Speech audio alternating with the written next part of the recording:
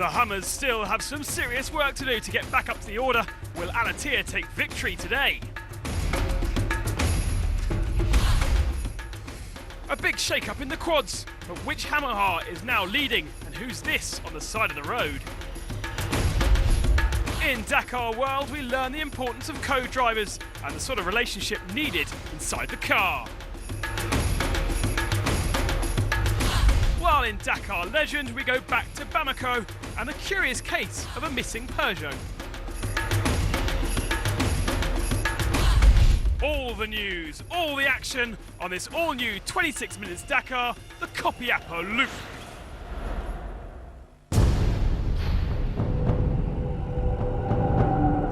Previously in the bikes, from Mar del Plata, it was stage 3 that really tested our riders and let experience falling down hard.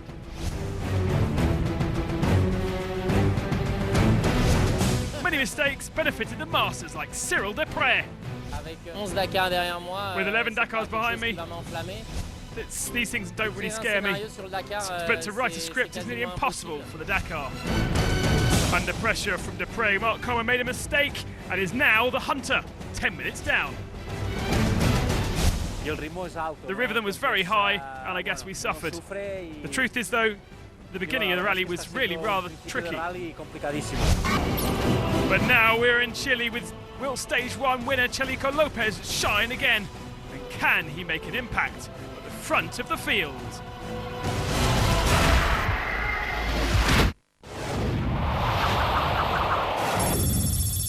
Today's 7th stage is the last push before the rest day and represents the longest timed day of the rally.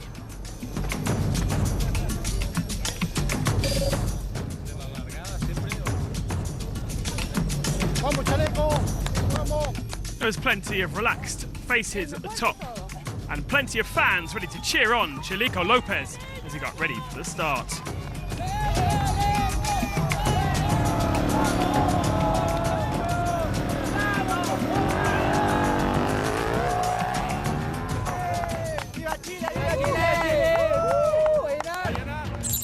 Lopez has been gagging to get stuck into the Chilean sands, and indeed early running he was on the pace with the leaders until he fell at kilometre 83.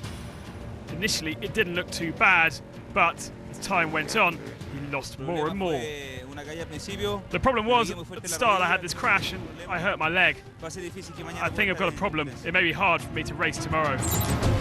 Portuguese rider Helder Rodriguez was frustrated with his Yamaha, having had a catalogue of maladies with the machine.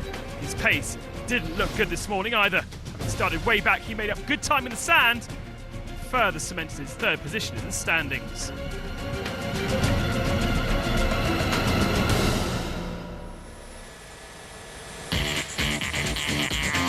Once again, the Spaniard Juan Barreda confirmed he's one of the young chargers of the new generation of Dakar, running within 20 seconds of the pace of Comer.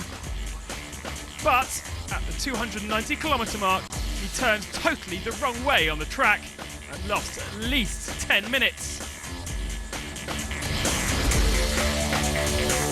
At that same point, Slovakian young charger Stefan Svitko also took the wrong path, following Bareda's track.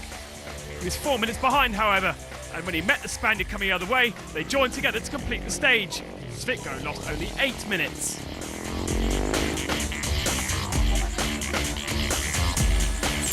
Norwegian Paul Anders Albaceta is having his usual quiet start to the rally, just lingering outside the top 10 after problems on day 3. But this was a good run for the Norwegian and should do much to bolster his confidence in the days to come.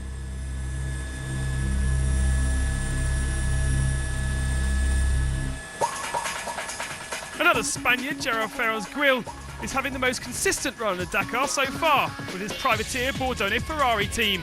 8th in the overall standings, his performance today should improve that overall standing.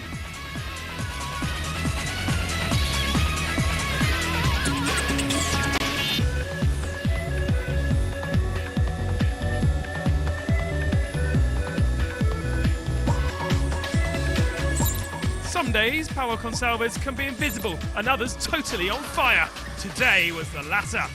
Starting in 10th, he blasted past a few riders in the early part of the stage to catch Farrier and Grill by the end. And through the dunes, they rode together, giving him a third spot today.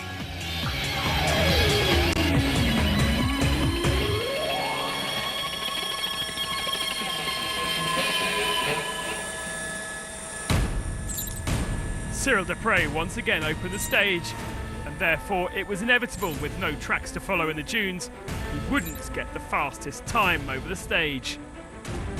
But he won't be worried about taking second, especially in a day as long as this.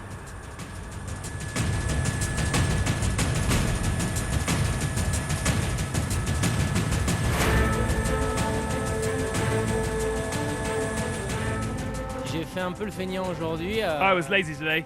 C'est aussi la course. Hein. I think it's part of the course though. Mark was opening since 200 kilometers. Début de la deuxième partie de spécial. And donc, in the second part of the stage, I have to thank him for all that.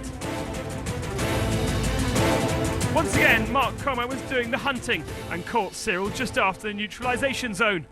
Once past, he couldn't pull away, and the two Dakar stars rode together to the end of the stage. The Spaniard steals those extra 2 minutes. There was loads of dunes and lots of sand, soft sand, so it was very hard. I tried to attack to steal some time from Cyril, but it was too hard to make the gap. So Comer wins the stage ahead of Desprez, Gonçalves in third, Rodriguez fourth, and Fares Gil 6.5 minutes back in fifth. Overall, it's Desprez and Comer at the front, Rodriguez holds on to third, Gonçalves up to fourth, and De La Casta still there in fifth position.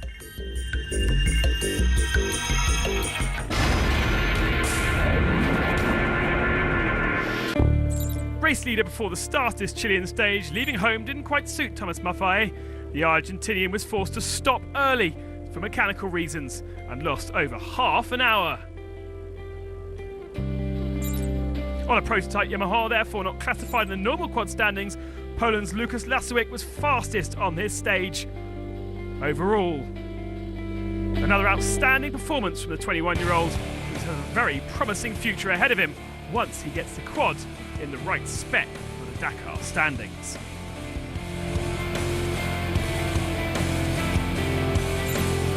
While Maffay was still on the road, Alejandro Petronelli took command of the overall standings, and on his way to the leadership of the Dakar, he captured his first special. He's already triumphed in Copiapo last year as well.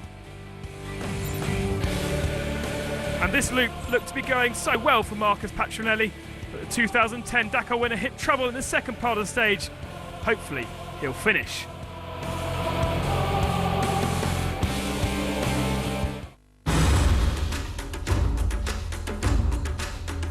Coming next, Alatir is on a charge once more, but just how much time can he make up?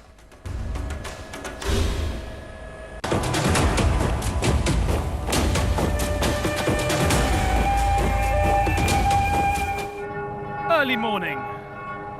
Bah là, vous avez des protège-mains. You have some special hand protections there. Yeah, maybe with cardboard and plastic. If it ever rains, I should be okay. Moi ski. The day would be long for the remaining competitors of the Dakar. On the menu, a climb up the Andes before heading to the Copiapo bivouac.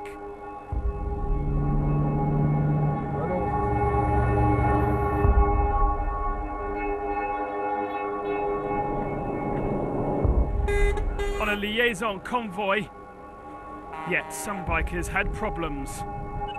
Tom Williamson was forced to stop on the side of the road, helped out by Dutchman Keith Collin in his buggy.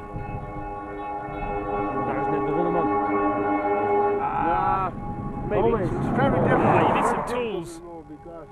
You need a few tools, so we have more tools, and we are basically one team also. But sadly, that wasn't enough to get the Honda started. What's the problem? Working on the bike. If I go on a truck, it's finished for me? No, without penalties. Okay. Yeah. Promise? Promise.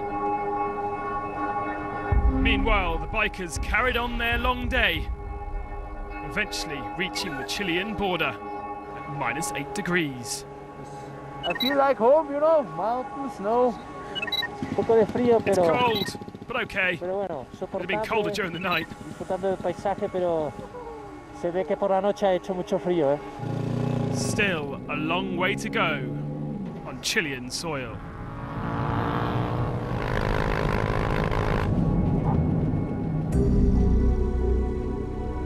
Chaleco Lopez was at home at last, and as expected, very snowy conditions on the Paso San Francisco at 4,700 meters above sea level.